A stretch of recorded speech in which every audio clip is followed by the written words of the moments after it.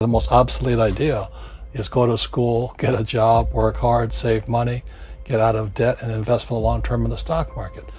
See, why would you save money when they're printing trillions of dollars?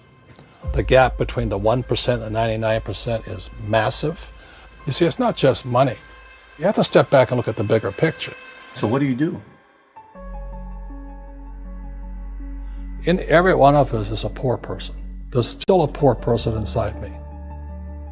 There's also a middle class person, and the middle class persons want security. They want that steady paycheck.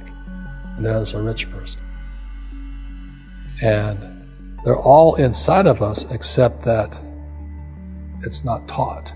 You're taught to go to school, get a job, and get a paycheck. You're not taught to how to get rich. If you read Rich Dad, Poor Dad, my rich dad refused to pay me. He said the paycheck was one of the most damaging things you could take in your life. He says the moment you take a paycheck, you're an employee, and that's the mindset. So my rich dad never paid me. He drove my poor dad, government employee, nuts. You gotta pay people, you gotta pay people. And Rich Dad was not saying that the paycheck was bad. He says you didn't want to be a slave to money. So as an entrepreneur, if Rich Dad folded, I just started another company. I don't need a paycheck. I don't need anybody to take care of me. If my government doesn't like me, I move to another country because they need entrepreneurs there. So the entrepreneur is not so much the business. The entrepreneur is really the mindset and the skill sets and the different set of rules. You see, small business does not operate in the same rules as big business. Entrepreneur is a mindset first, a skill set, and rules. And depending upon whether you're an employee or a small business, the rules are different. The mindsets are different. The skill sets are different. If you could say one thing to somebody who's never been an entrepreneur and they're thinking about making the leap of faith into becoming an entrepreneur, what could you tell them? Well, I'll just tell them the same thing that happened to me. My last paycheck, I still remember it clearly. It was one of the worst and the best days of my life. And I was in Puerto Rico. I was working for Xerox, and my boss gave me it wasn't a paycheck, it was a bonus check. I think it was about $30,000, taxable. It's the only problem with that. So I got this check and I went, holy mackerel. You know what I mean? So I was excited, but I was also disturbed. And so this other guy comes up to me, his name was John, and John says to me, he says, you're gonna be back. I said, why? He says, because you're gonna fail. I looked at him and said, look, few expletive words, because that's what he did. He left Xerox, failed, and he came back. And I said, look, you failed and you came back, but I'm gonna fail and I'm never coming back. And that's the attitude. Do you know what I mean? If you say, well, if I fail, I'll go back to mommy and daddy, then that's what you'll do. So if you fail, that's when I became an entrepreneur, because I had no money. I had no money for years. I didn't have a paycheck. But that's what my rich dad encouraged me to do. He says, when you don't have this paycheck, you get hungrier, smarter, and it's a test of your character. Will you become a crook? Will you become dishonest? Will you cheat and steal? Or will you become a better human being? So really, that's the benefit of becoming an entrepreneur, is you really find out who you are when you don't have anything. So you always have to look at the big picture. Too many people look at, well, what's going to happen to me? When you look at the big picture, you're also going to know that when something bad happens, something good's going to happen. But you got to prepare for whatever is coming. If you think next 20 years will be like the last 20 years, you're going to get creamed. When you and I go to the supermarket and we buy a carton of milk, we always check for the expiration date. But most people do not check for the expiration date on their brains. Instead of get out of debt, I get into debt. I just refinanced $300 million in debt. I went from 5% to 2.5% interest. I made a fortune. Every month, more money comes in because my cost of money has gone down. So while some financial experts are saying get out of debt, I'm saying learn how to use debt. See, when I came back from in Vietnam in January of '73, the first thing my rich dad said to me was go to school to learn how to invest in real estate. It wasn't real estate, it was how to use debt and taxes. Debt and taxes make the rich richer.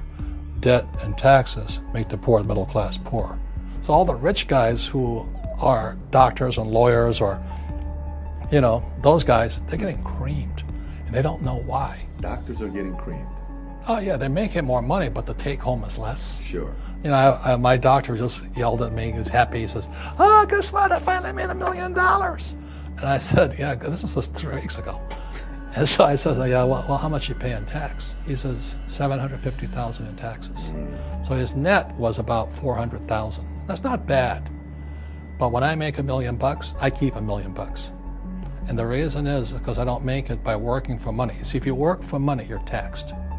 So that's why lesson number 1 in Rich Dad, Poor Dad is the rich don't work for money. What we do instead is we create businesses as entrepreneurs. We acquire real estate. I don't want to invest in the stock market. Okay? So the reason is because as entrepreneurs, I have more control over my income, how much I make, and how much I pay in taxes. And because I'm an entrepreneur as well as an investor in real estate, I pay 0 tax. So every time I make, let's say, $1 million as an entrepreneur, I immediately invested in real estate and have a 4-to-1 step up. So I put $1 million in real estate, I get $4 million from the bank. That's why I love banks. But the banks are screwing everybody else, terrible, but it's good for me. That's why you say when you print, it's good for you, but when you print, it's bad for people that work for money. Because when you print, savers get creamed and people who work for money get creamed. When they print, debtors get rich. You see, debt and taxes make the rich richer, and debt and taxes make the poor middle class poorer. When we have obsolete ideas, we get obsolete results. So what's happening for most people, the idea of going to school, getting a job, working hard, saving money, getting out of debt, buying your house because it's an asset, and investing for the long term, is obsolete. The world has changed. The world changed in 1971 when President Nixon took us off the gold standard and money became debt. What if we get rid of school? Then what would happen? Would it be better if we had no educational system at all? No, I'm saying education is more important before. It's just obsolete. There's Moore's Law which states information doubles every 18 months. In other words, everything's obsolete 18 months. So, and this is just a recent phenomenon. So when you come out of school, you're already obsolete. And that's why I'm the old guy, I meet my friends who went to Harvard. I say, I went to Harvard. I said, yeah, that was how long, 50 years ago? Today, the banks are charging you interest to save money. In other words, banks don't want your money because they printed too much of it.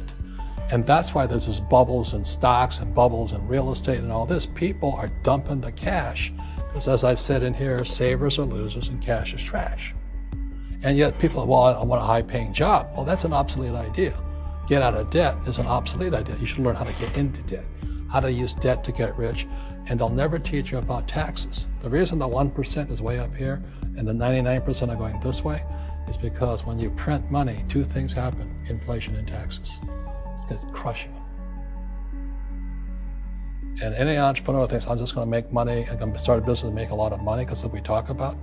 They really have got to smell the roses, man.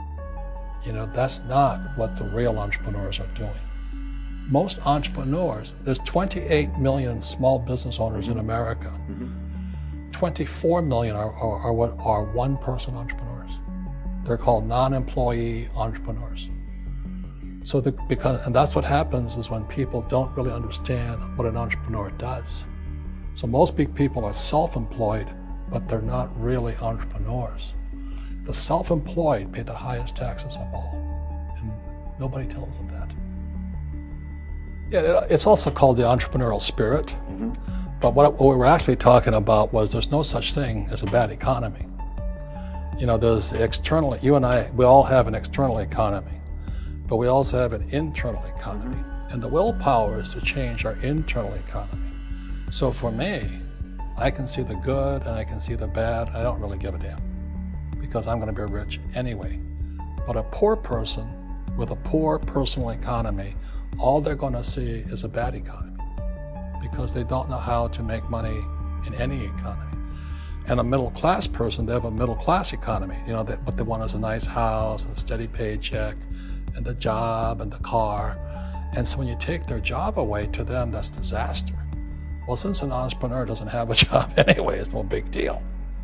So all I'm saying to people, and it's what Bucky Fuller taught me, is always two sides, you know what I mean? Unity is plural, at minimum two. So if you think the economy is bad, it's because your economy is bad. If you think that steady, employment is important, then you'll see an economy without jobs. Your economy versus the external economy. What you control versus what you can't control. I can control. Yeah, it's called an internal focus versus an external focus. So the real entrepreneur has an internal focus. That if they fall down, they say, "Oh, this is good, because I'm going to go up higher." The average person will fall down and say, "Oh, I'm going to take some Prozac," or somebody has a mistake. So, "Oh, the mistakes don't matter." Well, mistakes matter. It means you didn't know something. But a real entrepreneur, whether they fall down, they always can go up. They can stand back up and go higher. That no matter what happens to them, they get stronger and better and smarter and happier. But a person with a weak internal mindset is that they're so afraid of what happens, it generally happens. Like, people who are afraid of losing their jobs, they generally lose their jobs. You know what I mean? Yeah, so everything you can comes through you. Yeah, so the entrepreneur first job is to control inside here, not outside there. The moment you take that paycheck, you're an employee. You've got to be stronger than that. It's about inside control.